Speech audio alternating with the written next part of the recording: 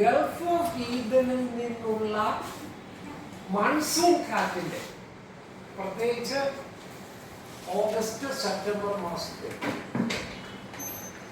പുറപ്പെടുന്ന കാറ്റിന് അനുസരിച്ച് കപ്പൽ യാത്ര ചെയ്താൽ എത്തിച്ചേരുന്ന സ്ഥലമായിരുന്നു കൂടുതൽ. പക്ഷെ അതിനകത്ത് ഒരു ആക്സിഡന്റൽ കോയിൻസിഡൻസ് കൂടിയുണ്ട്. നമ്മുടെ ഇന്നത്തെ IT ഇൻഡസ്ട്രി സാറ്റലൈറ്റ് ഉപയോഗിച്ച് ചെയ്യുന്നതോടൊപ്പം തന്നെ അണ്ടർഗ്രൗണ്ട് കേബിൾ നേരത്തെ ഉണ്ട്. പക്ഷെ ഹൈ ഫ്രീക്വൻസിയിലുള്ള, അതുകൊണ്ടാണ് കൊച്ചിയില് ഇൻഫോ പാർക്ക് വരാനുള്ള ഒരു പ്രധാന കാരണം. കേബിൾ ഇട്ട് വന്നപ്പോൾ നാച്ചുറലായി അത് വന്ന് നിന്നത് മുന്നോട്ട്. അത് അങ്ങനെയൊന്നും കണക്കാക്കി ചെയ്തതല്ല. പക്ഷെ പലപ്പോഴും ഹിസ്റ്റോറിക്കലി അത് ചർച്ച ചെയ്യപ്പെട്ടിട്ടുണ്ടോ എന്ന് എനിക്ക് സംശയം. അപ്പോൾ ട്രേഡ് വിൻസിന്റെ ഉത്ഭവം കൊടുങ്ങല്ലൂരിന്റെയും കൊച്ചിയുടെയും വാണിജ്യ വികാസത്തിലേക്ക് കൊണ്ടുവരും.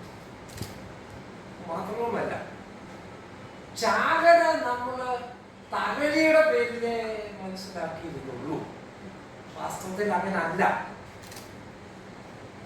ഗൾഫിൽ നിന്ന് തുടങ്ങുന്ന കപ്പലുകൾ അത് ഇന്തോനേഷ്യ വരെ പോകുന്നു.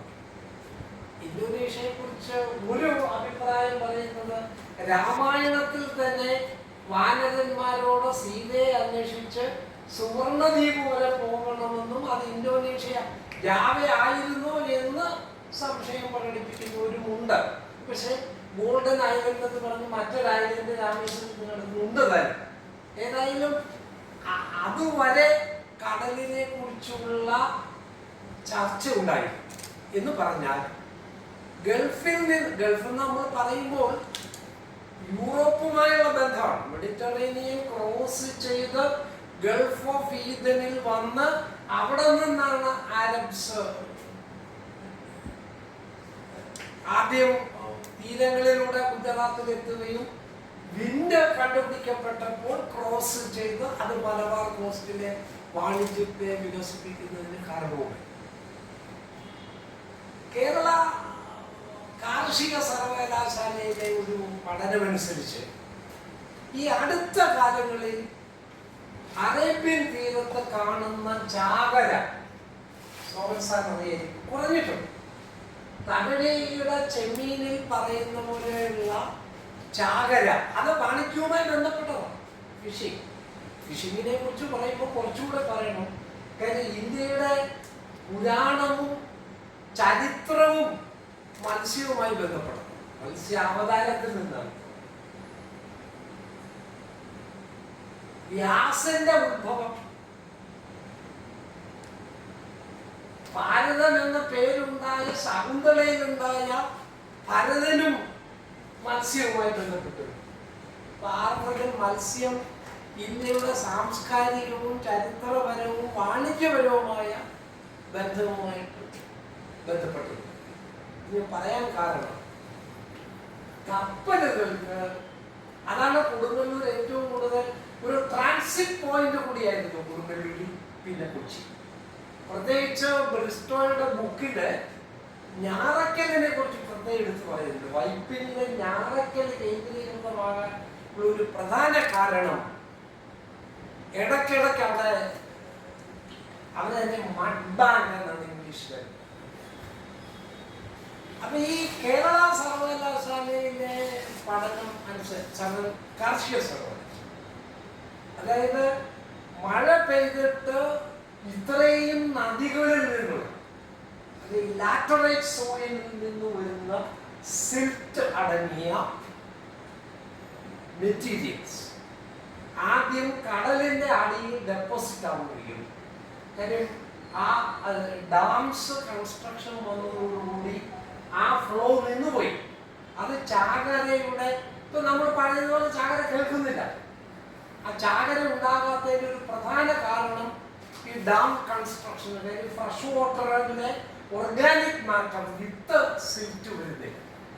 എന്നിട്ട് പിന്നെ മൺസൂൺ പ്രോസസ് ഉണ്ടാകുമ്പോൾ ഈ സാധനം എലിവേറ്റഡ് ആയിട്ട് ഈ കടലിലെ ജലത്തിന്റെ ഉപരിതലത്തിൽ ഫോം ചെയ്യും. അപ്പൊ ഫോം ചെയ്യുമ്പോൾ ഏതാണ്ട് കടലിന്റെ അടിയിലെ സമാനമായ ഒരു അവസ്ഥ സർഫസിൽ ഉണ്ടാവുകയും അവിടേക്ക് മത്സ്യങ്ങളെ ആകർഷിക്കുകയും.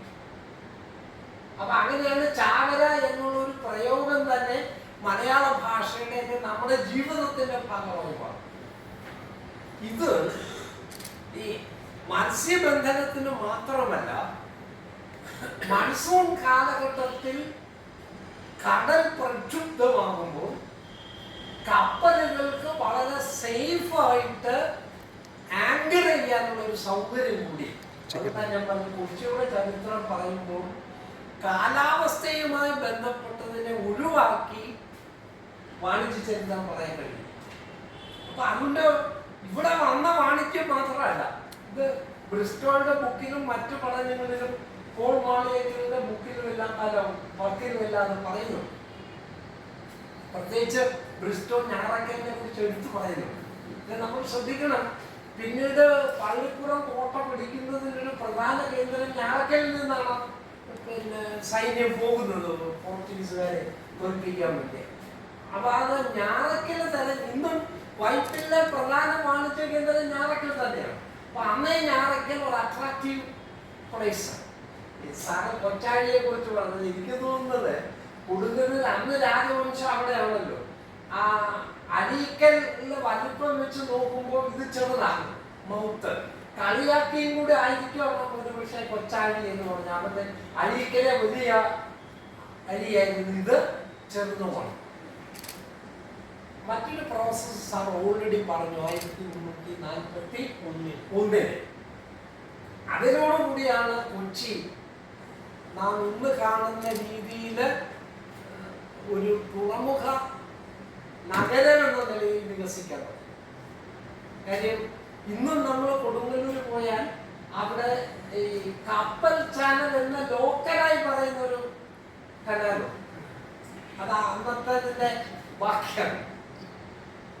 അപ്പൊ അതുകൊണ്ട് ഈ കൊടുങ്ങല്ലൂരിനെയും ഇതിനെയും ഒരുമിച്ച് നമ്മൾ കാണാൻ ശ്രമിക്കണം. എന്ന് മാത്രമല്ല, ഗ്രന്ഥകാരന്മാരൊക്കെ പറയുന്നത് ഈ 14-ാം നൂറ്റാണ്ടിന് മുമ്പ് ഉള്ള ട്രാവലോഗുകളിലൊന്നും കൊച്ചിയെ കുറിച്ച് കാര്യമായ പരാമർശം കാണുന്നില്ല. എന്നാൽ നിക്കോളാസ് കുണ്ടിയെ പോലെയുള്ളവർ കൊച്ചിയെ കുറിച്ച് പറയും, അതായത് 1341 ശേഷം. എന്ന് മാത്രമല്ല, സാറ് തുരുത്തുകളെ കുറിച്ച് പറഞ്ഞു.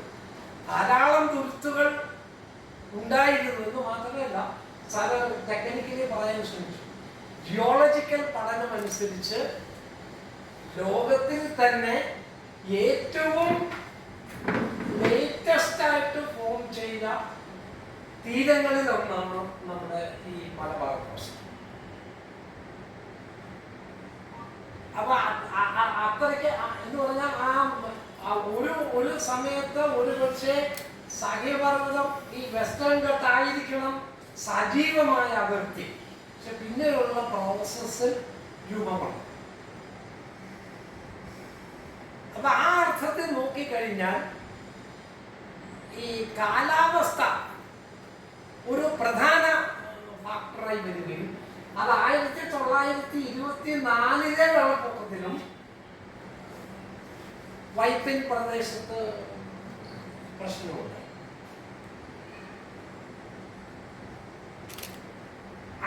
ആ സമയത്ത് കുറെ കൂടി ഈ ആഴി വലുതാകുന്നതിനും ചില ഭാഗങ്ങൾ നീങ്ങുന്നതിനും കാരണമായി.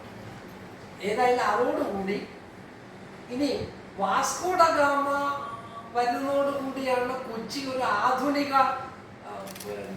പോർട്ട് സിറ്റി എന്ന നിലയിൽ ഡെവലപ്പ് ചെയ്യാൻ തുടങ്ങി. പക്ഷേ ചില പഠനങ്ങൾ ഞാൻ കണ്ടത് അതിനു മുമ്പ് തന്നെ കൊച്ചി സജീവമായി തുടങ്ങി. ആരബ്സും ചൈനക്കാരും നമുക്കറിയാമല്ലോ.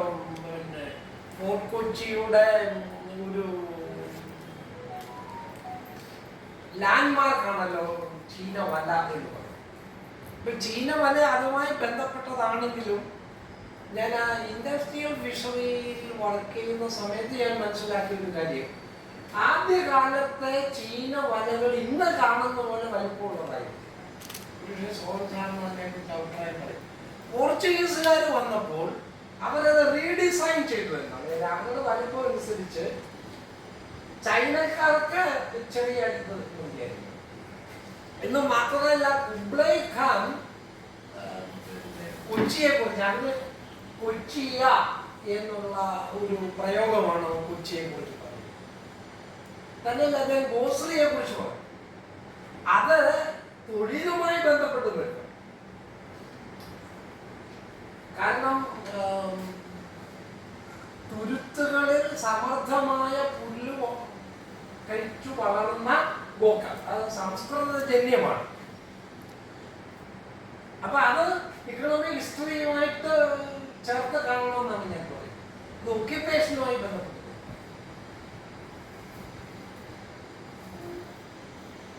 ട്രേഡേഴ്സും സാറ് പറഞ്ഞ പോലെ വളരെ സഹവർത്തിത്വത്തിലാണ് അവർ കഴിഞ്ഞത്. സത്യത്തിൽ പോർച്ചുഗീസുകാർ വന്നതിന് ശേഷമാണ് അവർ ഒഴിവാക്കുന്നത് എന്ന് മാത്രമല്ല, അത് ആ യൂറോപ്യൻ കൾച്ചറിന്റെ പ്രത്യേകത.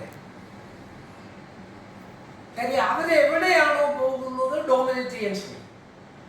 അപ്പൊ പോർച്ചുഗീസുകാര് അത് ഞാൻ അതിലേക്ക് കടക്കുന്നില്ല. സാമൂതിരിയുമായി ഉണ്ടായ ഒരു അഭിപ്രായ വ്യത്യാസം, അതിന് സാമൂതിരിയുമായി ഉണ്ടായ അഭിപ്രായ വ്യത്യാസത്തിന് കോഴിക്കോട് ആരബ്സിനുണ്ടായിരുന്ന ഡോമിനേഷൻ ഒരു കാരണം. അപ്പോൾ ഈ പലപ്പോഴും KM മണിക്കർ ഇന്ത്യൻ ചരിത്രത്തെ കുറിച്ച് പറയുമ്പോൾ, നിങ്ങൾ ചരിത്ര വിദ്യാർത്ഥികളുള്ളതുകൊണ്ട് ഞാൻ പറയണം, അദ്ദേഹത്തിന്റെ സർവേ ഓഫ് ഇന്ത്യൻ ഹിസ്റ്ററി പറയുന്ന പ്രധാനപ്പെട്ട ഒരു കാര്യം, അത് ഇന്നത്തെ ഇന്ത്യക്ക് പ്രധാനമാണ്. അദ്ദേഹം 3 പ്രധാനപ്പെട്ട സന്ദർഭങ്ങൾ പറയുന്നു. അലക്സാണ്ടർ വന്നപ്പോൾ നാട്ടുരാജ്യത്തിൽ ഒരാൾ അലക്സാണ്ടറെ സപ്പോർട്ട് ചെയ്തു. മുഹമ്മദ് ഗസ്നി വന്ന സമയത്ത് ശിശുപാലനും ജയചന്ദ്രനും തമ്മിൽ, ബാബർ വന്നപ്പോൾ ലോഡിയുടെ, അപ്പം അതുപോലെ റോബർട്ട് ക്ലൈവ് പ്ലാസി യുദ്ധത്തിൽ മിർജാഫർ സിറാജ് ദൗളയെ ഒഴിവാക്കി. അതേപോലെ പക്ഷെ അത്രയും രീതിയിൽ കൊച്ചിയെ കുറിച്ച് പറയുന്നില്ലെങ്കിലും ലോക്കലി അങ്ങനെ ഒരു അവസ്ഥയുണ്ടായി. സാമൂതിരിക്ക് എതിരെ, കാര്യം കൊച്ചിയെ അല്ലാതെ സാമൂതിരി ഡോമിനേറ്റ് ചെയ്യാൻ ശ്രമിച്ചിരുന്നു. അന്നേരമാണ് പോർച്ചുഗീസുകാർ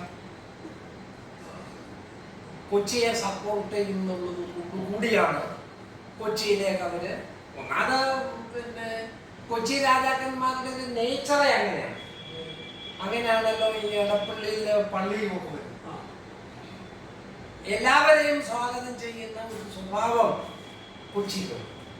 അതുകൊണ്ടാണ് കൊച്ചി രാജാക്കന്മാർ ബ്രിട്ടീഷ് പോയപ്പോൾ ഏറ്റവും കൂടുതൽ ദരിദ്രരായ രാജവംശത്തിൽപ്പെട്ടവരുണ്ടായിരുന്നത് കൊച്ചി.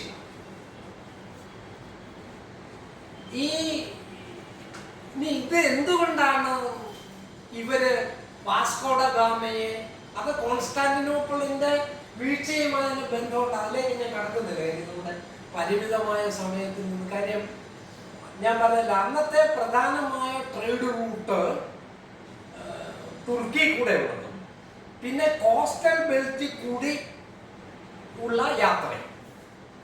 അപ്പൊ അതിനെ ക്രോസ് ചെയ്തത് ഈ ട്രേഡ് വിൻഡ് കണ്ടുപിടിക്കപ്പെട്ടു. അപ്പൊ ഈ കോൺസ്റ്റാന്റിനോപ്പിൾ